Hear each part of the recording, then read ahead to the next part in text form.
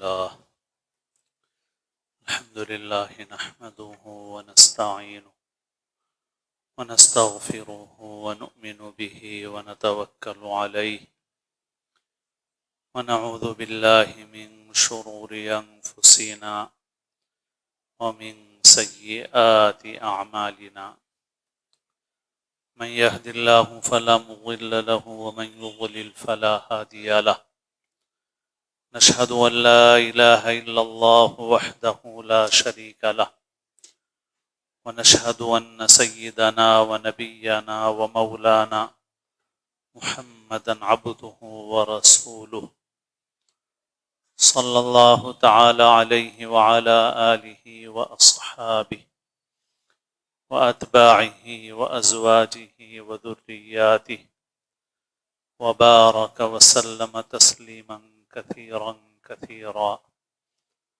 أما بعد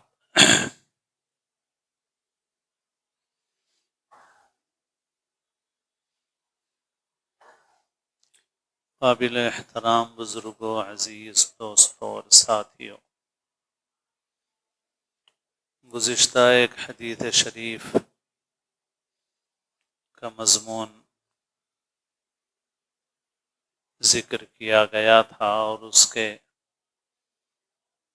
صرف ایک حصے پر کچھ گفتگو ہوئی تھی۔ وہ حدیث شریف اس وقت پھر سنائی جا رہی ہے۔ حضرت عبداللہ ابن عمر رضی اللہ تعالی عنہما سے روایت ہے، فرماتے ہیں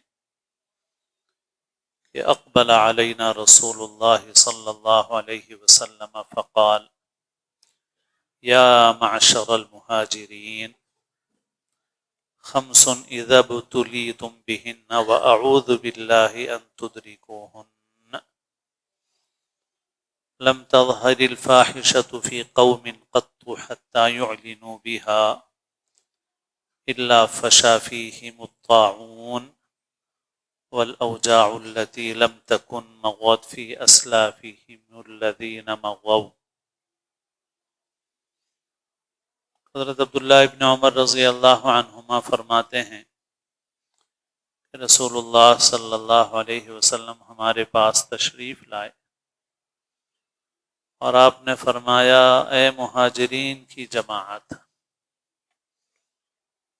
یعنی قرائن سے ایسا محسوس ہوتا ہے کہ شاید مہاجرین کی ایک جماعت کسی جگہ بیٹھی ہوئی تھی، تو آپ صلی اللہ علیہ وسلم نے اس لیے مہاجرین کو مخاطب فرمائے۔ آپ وہاں تشریف لائے، آپ نے دیکھا یہ بیٹھے ہوئے ہیں، آپ نے ان کو خطاب کر کے فرمایا، یا معشر المہاجرین، اے مہاجرین کی جماعت، 5 چیزیں ایسی ہیں کہ اگر تم ان میں مبتلا ہو جاؤ، اور میں اللہ کی پناہ چاہتا ہوں اس بات سے کہ تم ان کو پاؤ، یعنی 5 گناہ ہیں، 5 برائیاں ایسی ہیں کہ اگر وہ تمہارے اندر ظاہر ہوں گی تو پھر ان کے جو نتائج ہیں، برے نتائج، وہ بھی ظاہر ہوں گے۔ چونکہ یہ برے نتیجے ایسے ہیں جن سے اللہ کی پناہ مانگنا چاہیے، تو آپ نے ساتھ ہی اسی وقت اسی جملے میں آپ نے یہ کلمات بھی فرمائے کہ وَأَعُوذُ بِاللَّهِ أَن تُدْرِكُهُنَّ، میں اللہ کی پناہ چاہتا ہوں اس بات سے کہ تم ان باتوں کو پاؤ۔ آپ نے پہلی بات یہ ارشاد فرمائی، لم تظہر الفاحشة في قوم قط حتى يعلنوا بها إلا فشا فيهم الطاعون والأوجاع التي لم تكن مضت في أسلافهم الذين مضوا۔ آپ نے فرمایا کہ جب کسی قوم میں بے حیائی عام ہو جائے گی، یہاں تک کہ لوگ علانیہ بے حیائی کے کام کرنے لگیں گے، تو پھر ان لوگوں میں طاعون پھیل جائے گا، اور ایسی بیماریاں پھیلیں گی جو پہلے لوگوں میں نہیں تھیں۔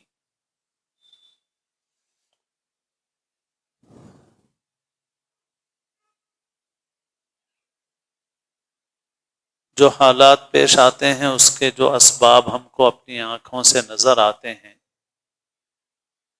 وہ تو سبھی جانتے ہیں، لیکن پیغمبر اس بات کی خبر دیتے ہیں کہ ان کے حقیقی اسباب کیا ہیں۔ جیسے دنیا میں بیماریوں کے اسباب ڈھونڈے جاتے ہیں کہ بھئی یہ بیماری فلاں وجہ سے ہو رہی ہے، فلاں وجہ سے ہو رہی ہے، اس کا ٹیکہ ایجاد کرو، اس کی دوا ایجاد کرو، اور اس کے ان اسباب پر روک لگانے کی بھی کوشش کی جاتی ہے۔ لیکن کچھ اسباب وہ ہیں جو پردے کے پیچھے ہیں، جو انسانوں کو نظر نہیں آتے، وہ حقیقی اسباب ہیں، اور ایمان والا ہمیشہ اسی کی فکر کرتا ہے۔ اسی لیے ہر حال میں مومن اپنی نظر اللہ کی طرف لے جاتا ہے۔ جو بھی حالات پیش آتے ہیں تو وہ یہ دیکھتا ہے کہ یہ میرے کسی عمل کا نتیجہ ہے، کسی گناہ کا نتیجہ ہے، کیونکہ اس کا اللہ پر ایمان ہے، غیب پر ایمان ہے، کیونکہ ہدایت کے لیے پہلی سیڑھی یہی ہے۔ ذالک الکتاب لا ریب فیہ ھدی للمتقین الذین یؤمنون بالغیب۔ یہ کتاب شک و شبے سے بالا تر ہے، یہ ہدایت ہے متقیوں کے لیے، ان متقیوں کے لیے جو ایمان بالغیب رکھتے ہیں، جو آنکھ سے نظر نہیں آ رہا اس پر بھی ایمان رکھتے ہیں۔ اس وقت دنیا میں الحاد کی ہوائیں چل رہی ہیں، اللہ تعالی ہماری نسلوں کی حفاظت فرمائے۔ کیوں؟ اس وجہ سے کہ اس وقت دنیا صرف ان چیزوں پر یقین کرنا چاہتی ہے جو چیزیں آنکھوں سے نظر آ رہی ہیں، حواس سے محسوس ہو رہی ہیں، اور جو چیزیں آنکھوں سے نظر نہیں آ رہی ہیں، حواس سے محسوس نہیں ہو رہی ہیں، ان کو ماننا نہیں چاہتے۔ اسی وجہ سے یہ جو تعلیم ہے ہماری،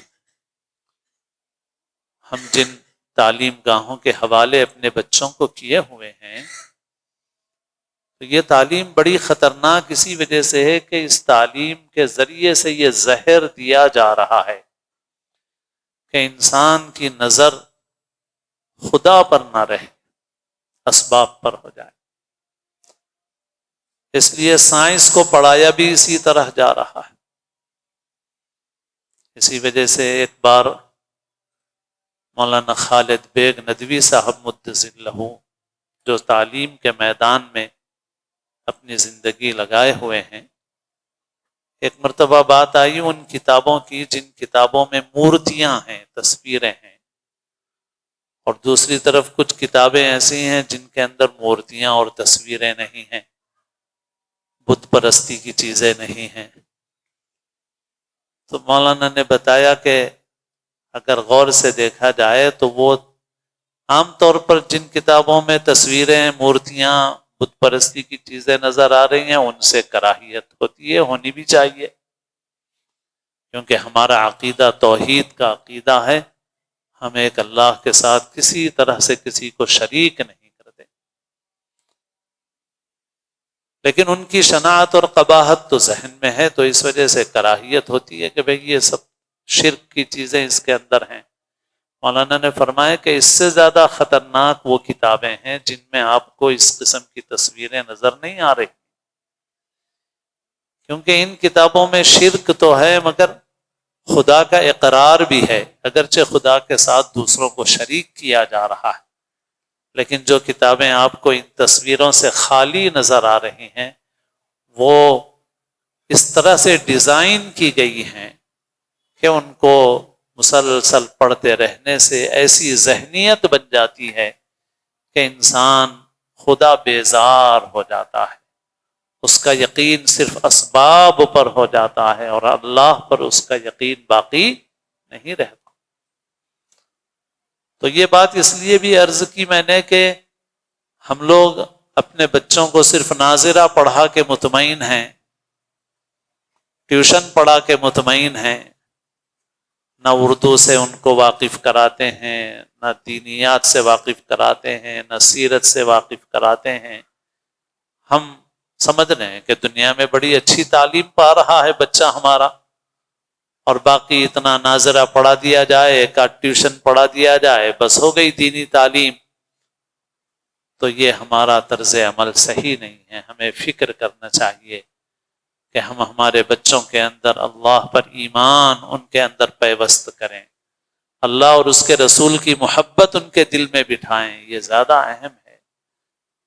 غیب پر ایمان ہو، مسلمان ہونے کا مطلب ہی یہ ہے کہ ہم ایمان لائے اس بات پر، آمنت باللہ وملائکتہ، میں ایمان لایا اللہ پر اور اس کے فرشتوں پر۔ جو چیزیں ہم کو آنکھوں سے نظر آ رہی ہیں اس کے پیچھے ایک غیبی نظام ہے جو فرشتوں کے ذریعے سے چلتا ہے۔ ایک انسان حادثات سے بچ جاتا ہے تو ہم کہتے ہیں کہ صاحب اتفاق سے میں بچ گیا، اور ایکسیڈنٹ ایسا تھا کہ بچ نہیں سکتا تھا مگر میں بچ گیا، یا فلاں بچ گیا، یا بس ذرا سا اتنا فاصلہ رہ گیا تھا، اگر اتنا فاصلہ اگر نہ رہتا تو ختم ہو جاتا تھا۔ تو یہ سب ہم سمجھتے ہیں کہ صاحب اتفاق ہے، مگر یہ دراصل اللہ تعالیٰ کا غیبی نظام ہے۔ جسے اللہ بچانا چاہتے ہیں تو ایک ہوائی جہاز کریش ہوتا ہے اور سینکڑوں مسافر مر جاتے ہیں اور ایک بچ جاتا ہے۔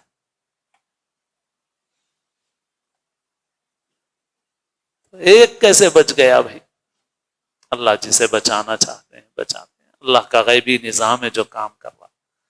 تو دنیا میں بھی جو حالات ہمارے ساتھ پیش آ رہے ہیں، ان حالات کے پیچھے ایک غیبی نظام ہے، اور اس غیبی نظام پر ایمان سے ہی ہم مسلمان ہیں، خاندان کی وجہ سے ہم مسلمان نہیں ہیں۔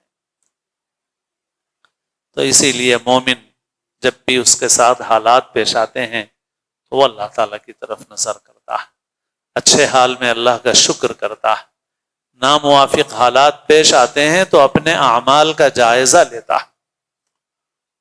اس حدیث میں آپ صلی اللہ علیہ وسلم نے فرمایا کہ جو نئی نئی بیماریاں آتی ہیں وہ بیماریاں ہمارے گناہوں کے نتیجے میں آتی ہیں،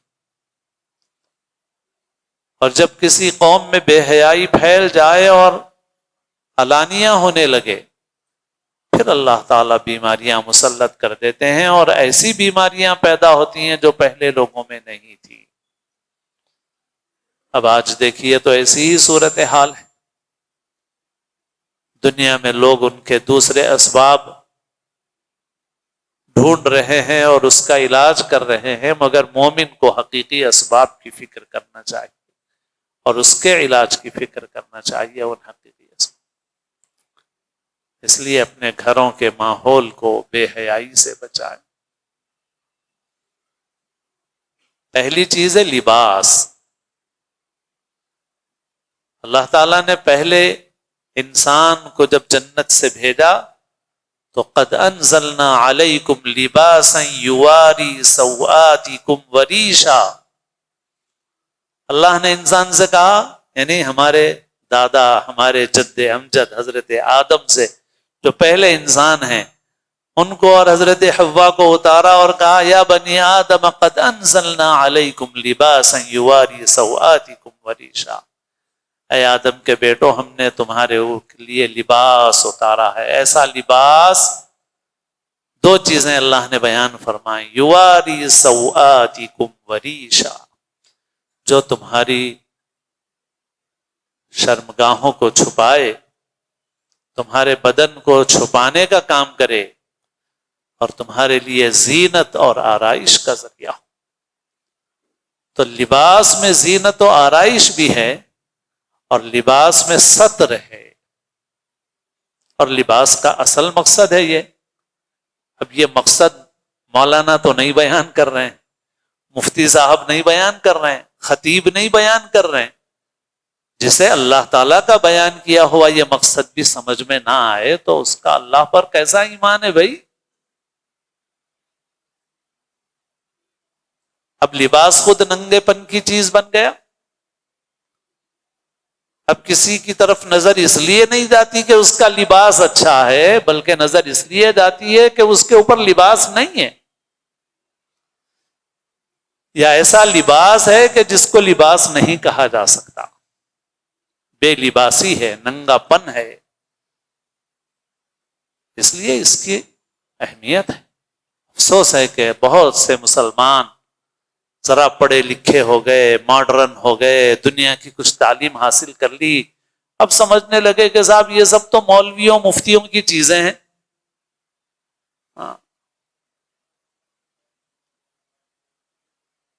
جمعہ چلے جاؤ، عید کو چلے جاؤ، کچھ زکوٰۃ دے دو، کچھ خیرات کر دو، صدقہ کر دو، اور باقی یہ تو پہنو جو جی چاہے وہ پہنو، جو لباس چاہو پہنو. اللہ تعالیٰ فرما رہے ہیں لباس کا مقصد اللہ تعالیٰ بتا رہے ہیں، اور لباس میں زینت ہے، ننگے پن میں زینت نہیں ہے. ننگے پن کی طرف نظر اٹھتی ہے تو اس وجہ سے نہیں اٹھتی کہ اس کے اندر خوبصورتی ہے.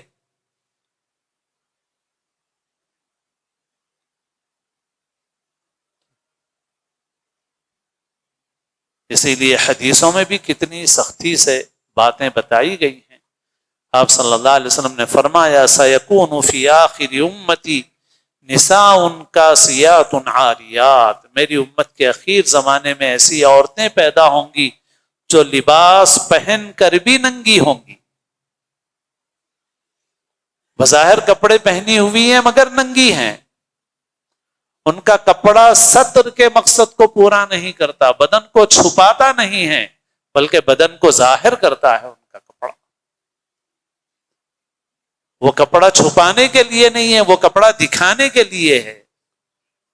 تو آپ صلی اللہ علیہ وسلم نے اس وقت فرمایا کہ ایسی عورتیں پیدا ہوں گی میری امت کے اخیر زمانے میں جو کپڑے پہن کر بھی ننگی ہوں گی. اور پھر اخیر میں آپ نے اس حدیث کے فرمایا العنوہن فإنہن ملعونات، ان عورتوں پر لعنت کرو، وہ ملعون عورتیں. اور اس کے علاوہ بھی اور احادیث شریفہ ہیں جن میں لباس کے متعلق تاکید کی گئی ہے. مرد کو عورت کی مشابہت سے منع کیا گیا، عورت کو مرد کی مشابہت سے منع کیا گیا، اور لعنت فرمائی گئی ہے ان پر جو مشابہت اختیار کرے. تو بے حیائی کہاں سے آتی ہے اصل؟ تو اللہ تعالیٰ نے پہلے انسان کو جب بھیجا تو بتایا کہ شیطان بے حیائی کے راستے پر تمہیں لگائے گا تو سب سے پہلے تمہیں بے لباس کرے گا. چنانچہ اللہ تعالیٰ نے یہ بھی فرمایا لا يفتننكم الشيطان كما اخرج ابويكم من الجنة ينزع عنهما لباسهما. شیطان تمہیں فتنے میں نہ ڈالے، تمہیں بے لباس نہ کر دے. اس وقت دنیا میں بعض اوقات حرمین شریفین اور عرب ملکوں میں بھی یہ دیکھ کے تکلیف ہوتی ہے کہ اوپر سے تو عبایا ہے، برقع ہے، مگر لباس پورا ویسٹرن، مغربی کلچر، مغربی لباس، مغربی طور طریق، ایسا لباس جو ستر کے مقاصد کو صحیح معنوں میں پورا نہیں کرتا. اور ہم اور آپ ایک ایسے شہر سے تعلق رکھتے ہیں جہاں مسلمانوں کی ایک شاندار تہذیب رہی ہے، شاندار لباس رہے ہیں، اور لباس ایسے رہے ہیں جو اللہ تعالیٰ کے بیان کردہ اس مقصد کو بھی پورا کرتے تھے کہ تمہارے لیے زینت و آرائش کا ذریعہ تھے.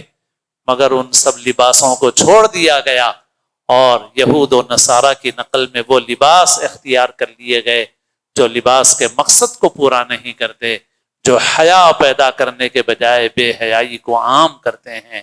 اور جب بے حیائی عام ہوتی ہے تو پھر طرح طرح کی بیماریاں دنیا میں مسلط ہو جاتی ہیں. اللہ تعالی ہم سب کو صحیح سمجھ نصیب فرمائے، دنیا آخرت کی بھلائیاں نصیب فرمائے. اللہ تعالی ہم سب کو اسلام کی زندگی اور اپنے اپنے وقت پر حسن خاتمہ نصیب فرمائے. سنتیں ادا فرمائے.